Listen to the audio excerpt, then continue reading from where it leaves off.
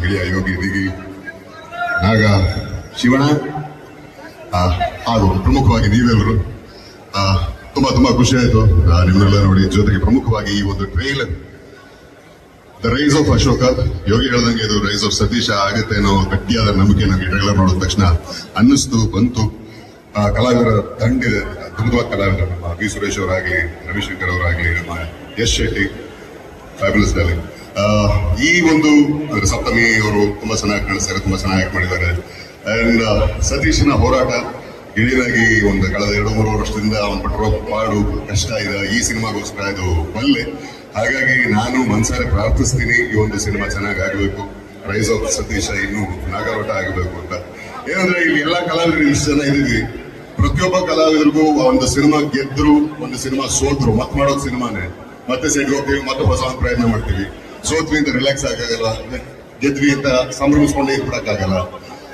ಯಾವುದೇ ಒಬ್ಬ ಹೀರೋ ಅಥವಾ ಯಾವುದೇ ಒಬ್ಬ ಕಲಾವಿದರಿಗೆ ಒಂದು ಸಿನಿಮಾ ಗೆದ್ರೆ ದೊಡ್ಡ ಹುರುಪು. ಒಂದಷ್ಟು ಜನ ಹೀರೋಗಳಿಗೆ ಸಿನಿಮಾಗಳು ಗೆದ್ದಾಗ ಉದ್ಯಮಕ್ಕೆ ಹುರುಪು. ನಮ್ಮ ಉದ್ಯಮ ಅವಲಂಬಿತವಾಗಿರೋದು ನಿಮ್ಮೆಲ್ಲರ ಮೇಲೆ, ನಿಮ್ಮ ಪ್ರೀತಿ, ನಿಮ್ಮ ಹಾರೈಕೆ, ನಿಮ್ಮ ಅಭಿಮಾನದ ಮೇಲೆ ನಿಂತಿರ್ತಕ್ಕಂಥ ಉದ್ಯಮ ಇದು.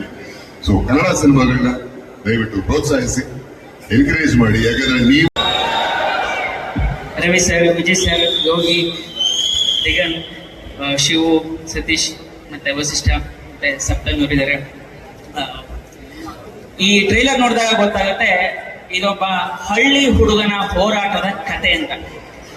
ಮತ್ತೆ ಹಾಗೆ ಇಲ್ಲಿ ಸತೀಶ್ ಇದ್ದಾರೆ, ಅವ್ರದ್ದು ಕೂಡ ಒಬ್ಬ ಇವರು ಕೂಡ ಏನು ಹಳ್ಳಿ ಹುಡುಗನ ಇವ್ರದ್ದು ಹೋರಾಟದ ಕಥೆನೇ ಹೌದು.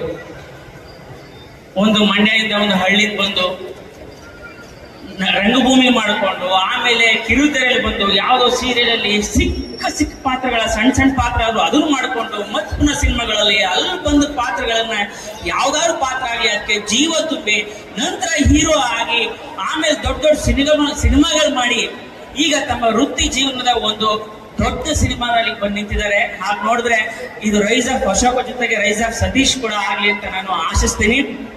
ಆಗ್ಬೋದು, ಬಿಡ್ಬೋದು, ಅದೇ ಇರ್ಬೋದು. ಆತರ ಕನಸ್ಕೊಂಡು ಈ ಸ್ಕ್ರಿಪ್ಟ್ಗೋಸ್ಕರ, ಈ ಸಿನಿಮಾಗೋಸ್ಕರ ತನ್ನ ಜೀವನೇ ತೆಗೆದು ಈ ಸಿನಿಮಾನ ಮಾಡಿತ್ತು ವಿನೋದ್ ದೋಂಡಾಳಿ ಡೈರೆಕ್ಟರ್. ಅವ್ರು ಇವತ್ತು ನಮ್ಮ ಜೊತೆಗೆ ಇಲ್ಲ, ಬಟ್ ಆ ನಿರ್ದೇಶಕರ ಕನಸು ನಾನಲ್ಲಿದ್ದೀನಿ. ಅವರ ಕನಸಿಗೆ ನಾವೆಲ್ಲ ಸಾಕಾರ ಕೊಟ್ಟಿದ್ದೀವಿ, ನಾವೆಲ್ಲ ಜೊತೆ ನಿಂತು ಅದನ್ನ ಪೂರೈಸಿದ್ದೀವಿ.